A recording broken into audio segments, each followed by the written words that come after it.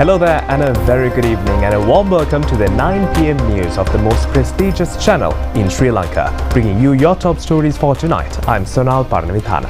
A very good evening indeed. I'm Sharifa Tahir. Let's take a look at the headlines.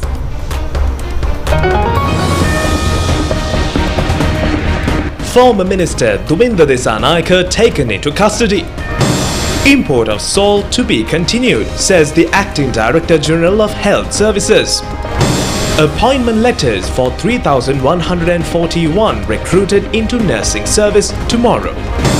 8 persons who tried to pay an amount of 18 million rupees to smuggle narcotics into the country arrested. A 28-year sentence for 2 excise regulators on bribery allegations.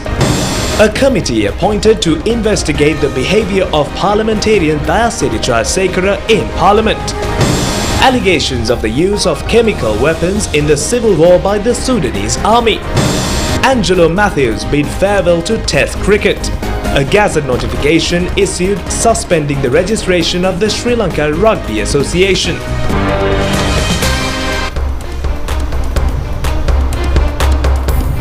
Well, we now move on to those and other stories in detail, taking a look at local news first.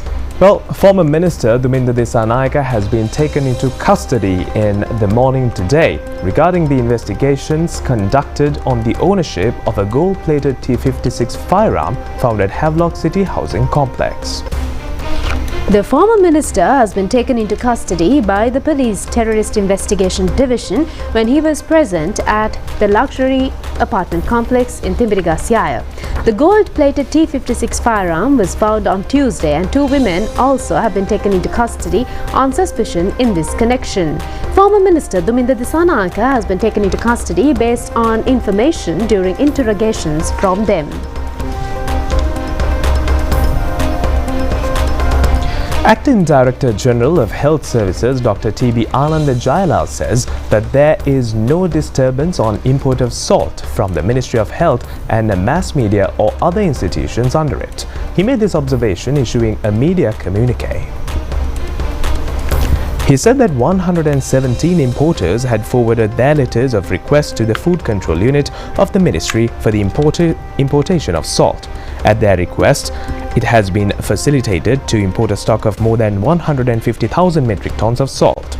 He added that all necessary arrangements have been made to release the stocks of salt once they are received at the harbour.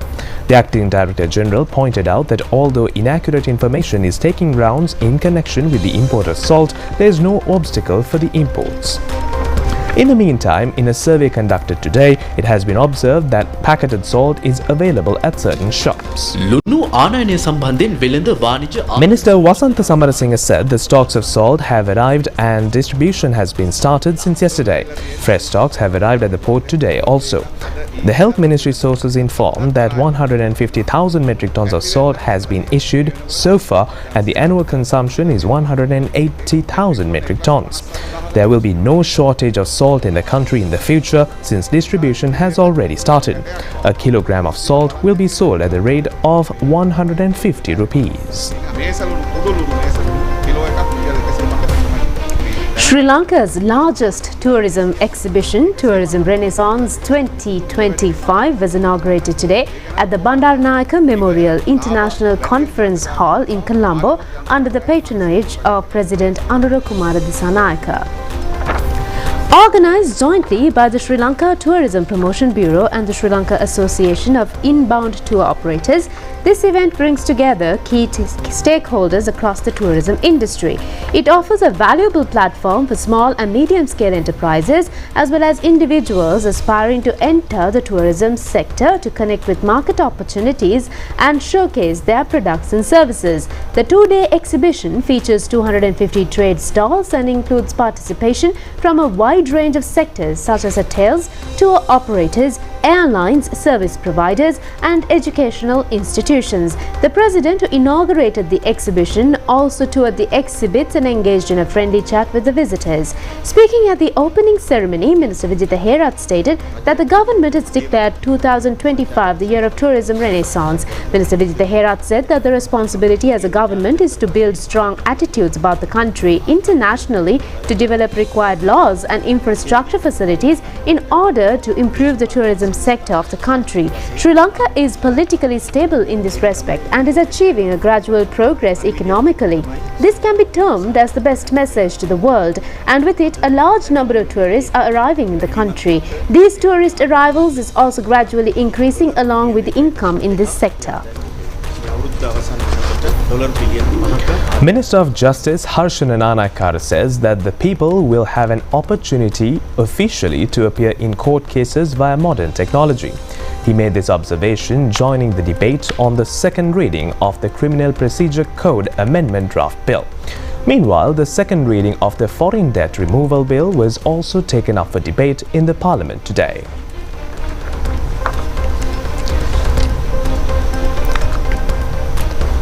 Presentation of appointment of letters of 3,143 nursing officers newly recruited for nursing service will be held tomorrow. This has been the first occasion in the history of nursing service that this country that a number of this much to be presented with appointment letters at a time.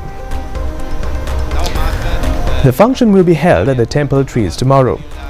Parallel to this occasion, 79 officials of super grade in health services will also be given promotions. General Secretary of the All Islands Nurses Association, HMSP Madhavatta, revealed at a media briefing held in Colombo today that another 3,500 nursing students are expected to be admitted for the health service.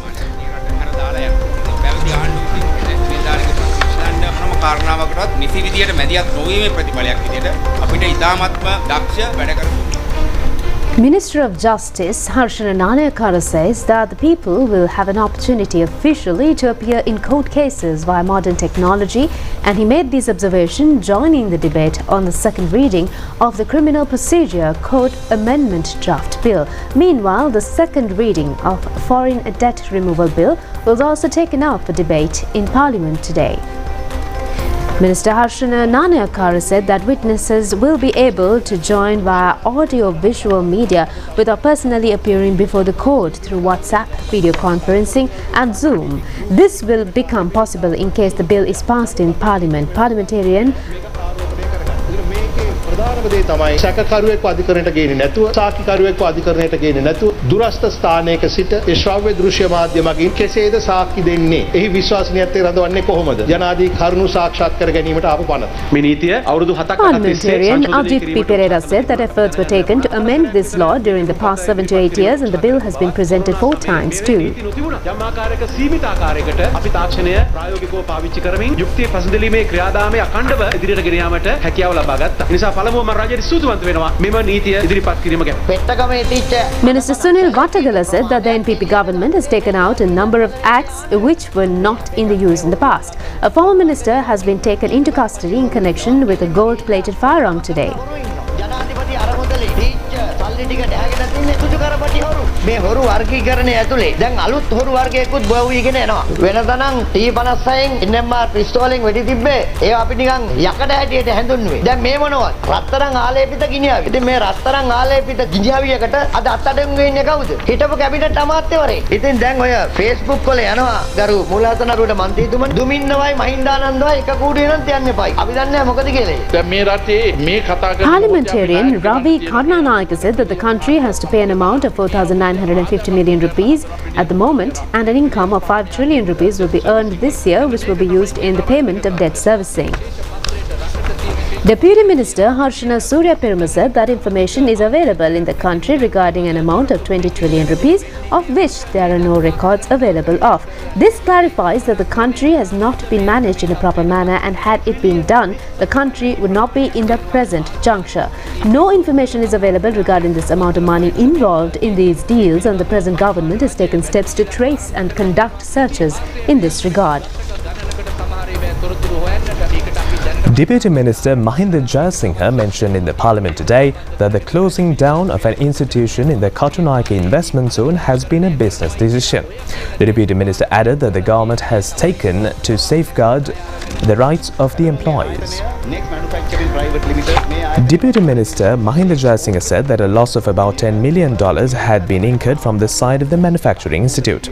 The decision to close down has no involvement of the government and was done merely as a necessity of the businessmen. There are 1,434 employees in the ChannelEye Manufacturing Institution, and out of that, services of 1,341 employees have been terminated according to a decision taken by the institution. There are another 160 employees in the beautification unit, and it had been decided to terminate the services of 50 employees out of them. It has been decoded by the institution to pay a compensation which will exceed the proposed compensation to be paid earlier. The Deputy Minister added that this action to close down this institution will not affect the investments of the country and the government is acting responsibly. Meanwhile, a meeting was held between the representatives of Employees Trade Union who lost their jobs and the Deputy Minister Mahinda Jayasinghe at the Ministry of Labour in the afternoon today.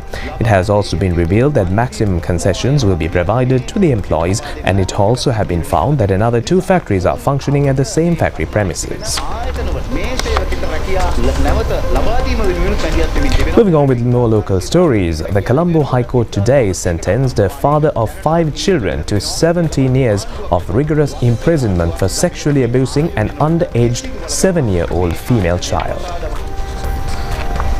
The High Court magistrate also ordered a fine of 30,000 rupees to the defendant and stated that failing to pay the fine, an extra 1 year's imprisonment will have to be undergone by him. The magistrate further ordered that an amount of 300,000 rupees of compensation to be paid to the victimized child, another 100,000 rupees to her mother, and failing that an extra 1 year jail term will be announced. The Attorney General had filed an indictment against the defendant, who was then 53 years old of age, of sexually abused. 2 excise regulators have been sentenced to 28 years of rigorous imprisonment for allegedly demanding a bribe of 150,000 rupees by Colombo High Court Judge Navaratna Marasinghe after a long hearing of the case. It has also been mentioned in the order that the term has to be completed in 7 years. An organized crime and narcotics peddler Nadun Chintaka Vikramaratna alias Harakkata was produced before the Mathura Magistrates Court amidst heavy security in a case which is in progress against him. After hearing the witnesses, the case was deferred till the 2nd of June. Mathura Chief Magistrates Court called for hearing today a case connected with a land at Brown Hill area in Mathura said to be belonging to former Minister Basil Rajapaksa. The suspected former minister was not present in the court, and his attorneys presenting medical reports stated that their client is not available due to illness. The court also rejected a request made by the Additional Solicitor General, who appeared on behalf of the Attorney General's Department, demanding the issuance of warrants in order to take the former minister into custody. The case is to be called for hearing on the 21st of November. Mathura Magistrates Court ordered in the afternoon yesterday to take into remand custody the former officer in charge of Veerakatiya Police and 4 other officials. This was in connection with an incident where a youth taken into custody by the Malimbada Police was illegally kept in detention and causing severe torture. The suspects have been taken into remand custody based on a report produced before the Mathura Magistrates Court by the Special Police Investigation Unit in this connection. An indictment was filed against the former Director General of the Sri Lanka Investment Board, Janta Edirisinghe, today by the Commission to investigate allegations on bribery or corruption. He has been alleged of corruption by misusing his post illegally. Prime Minister Dr. Harini Amarasuriya says that the government has no intention of acquiring the lands of the people of the North and East. She expressed these views during a discussion held in Parliament. A discussion was held in Parliament today regarding resolving the land rights issue facing the people of the North and East. The Prime Minister stated that the government's objective is to promptly hand over the lands to the people who have land rights. Members of Parliament representing the North and East pointed out that doubts have arisen among the public regarding the government's efforts to resolve land ownership in the North and East, and that the people who own the land do not have any documents to prove their ownership. They pointed out that a systematic program that has won the trust of the people is needed for this. office. The Prime Minister stated that the government agrees that land ownership should be provided to the people with legal confirmations by introducing a proper methodology. Accordingly, she informed the officials to discuss with the relevant departments and the public and take the necessary steps to provide a proper solution in the future. Minister K.D. Lalkantha, Deputy Minister Susil Ranasinghe, public representatives from the North and East and government officials were present at the event.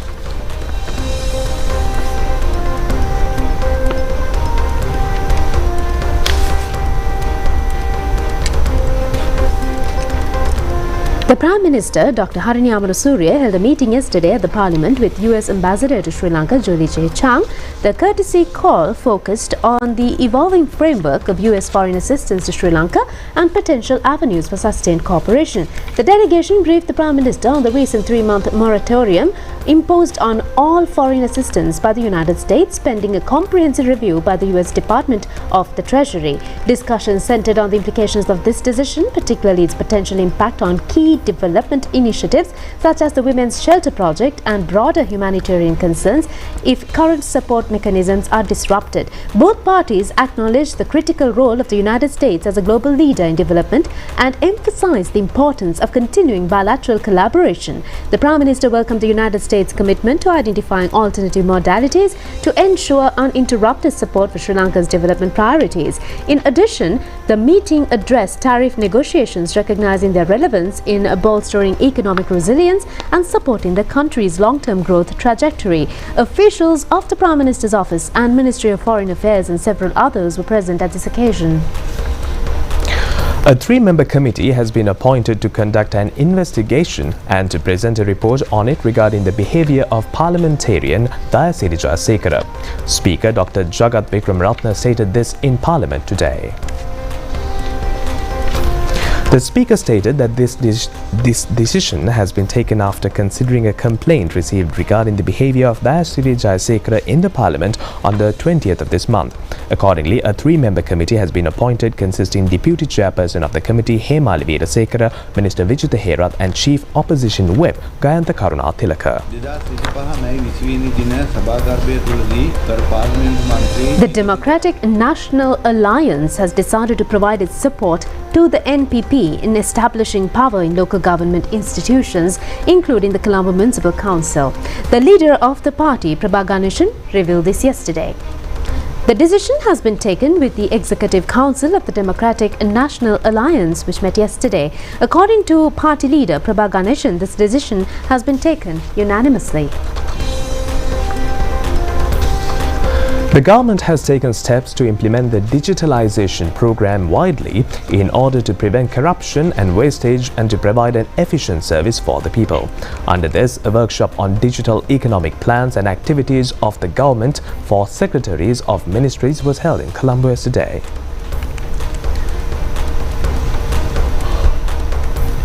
The workshop was held under the leadership of President's Secretary Dr. Nandika Sanath Kumanayaka at the President's office. The digital economic strategy and the implementation of the strategy was discussed at the workshop. Attention was also paid regarding the use of artificial intelligence in government service activities. Extensive discussions were also held with secretaries of ministries regarding the fulfillment of the digital economic targets of the government. Badulla district parliamentarian of the Samagi Janabalawegaya, Chaminda Vijayasiri, has resigned from his post as Bandarawala electoral organizer. The resignation letter was handed over to the leader of the opposition, Sajid Premadasa, this morning at the opposition leader's office in Parliament. Let's take more local news in brief now. 7 persons have been taken into custody along with a cache of 1,365 kilograms of BD leaves smuggled into this country by sea route from India in an early morning search operation conducted in the Ulhitiava shore by the Venapur police. A van and a lorry has been also taken into police custody. Presentation of air tickets. 115 live cartridges have been recovered at the Pathiragoda area, Maharagama, from a parcel found from a drain. According to police, 45 live cartridges of T56 make. A group of police officers in charge have been transferred with immediate effect under the approval the National Police Commission. According to the police headquarters, 12 chief police inspectors and 4 police inspectors have been transferred.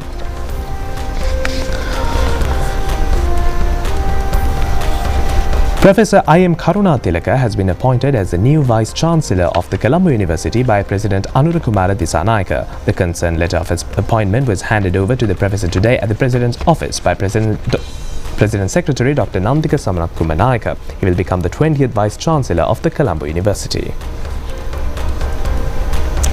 Well, that's it on local stories. We'll be back with news overseas.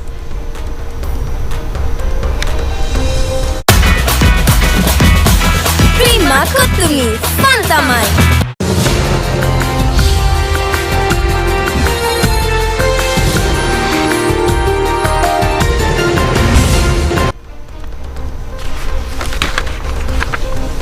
Welcome back. We move on to news overseas now. The US will impose new sanctions on Sudan after finding it used chemical weapons last year in the ongoing civil war against the Rapid Support Forces, the State Department has said. US exports to the country will be restricted and financial borrowing limits put in place from 6 June, a statement from spokesperson Tammy Bruce read. A Sudanese government spokesperson described the accusations as baseless claims with no supporting evidence. Both the Sudanese military and the parliamentary group and RSF have previously been accused of war crimes during the conflict, which they have denied. More than 150,000 people have been killed during the conflict. No detail was provided about which chemical weapons the US said it found, but the New York Times reported in January that Sudan used chlorine gas on 2 occasions, which causes a range of painful and damaging effects and can be fatal.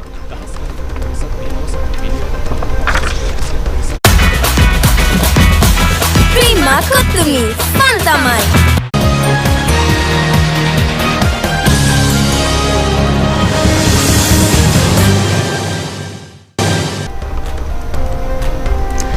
We now move on to sports news. Sri Lankan cricketer Angelo Matthews announced today that he will be bidding farewell to Test cricket.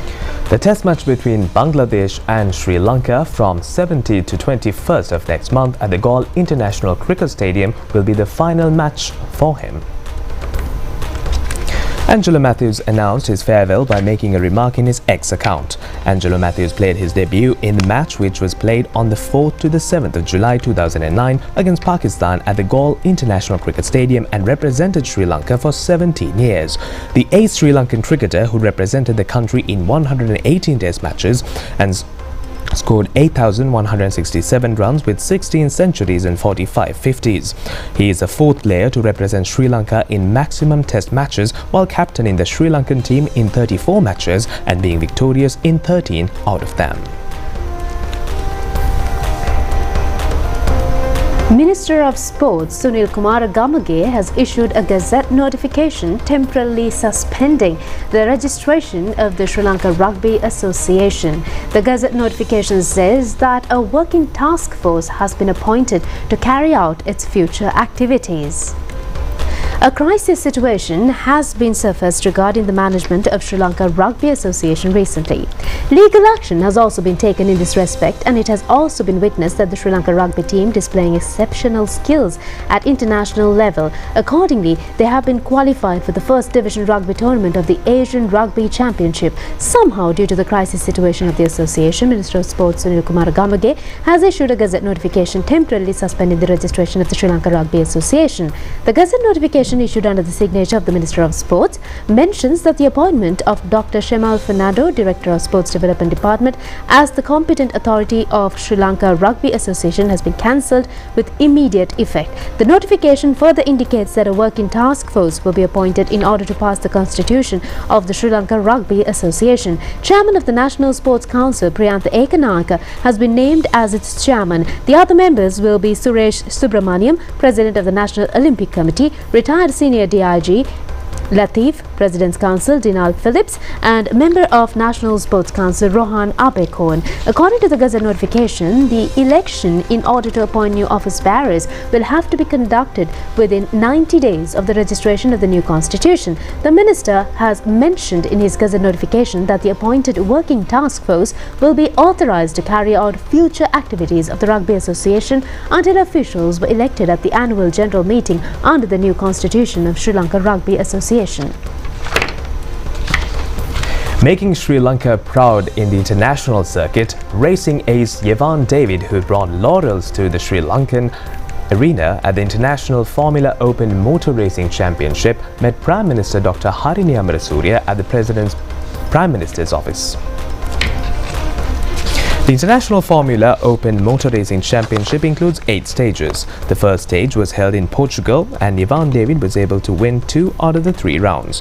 In the Belgium state held later, Yevan David became first in a round of 3 rounds and became the third in the final round. The third stage of the Formula Open Championship is expected to be held in Germany on the 8th of June. According to skills shown in the contest held so far, Yevan David leads the points table of motor races by securing 122 points. The Prime Minister appreciated the talents of Yevan and wished him success in his future outings in motor racing.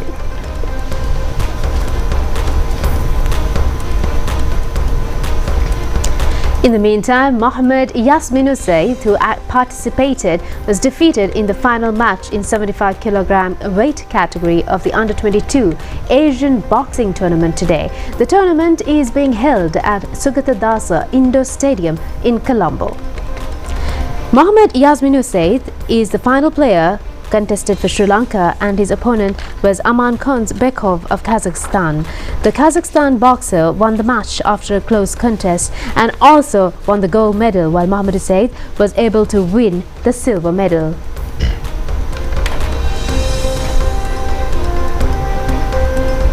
And that's all the news we have for you tonight. Join us same time, same place tomorrow. It's me, Sunal, alongside Sharifa, signing off for today. Good night. Good night.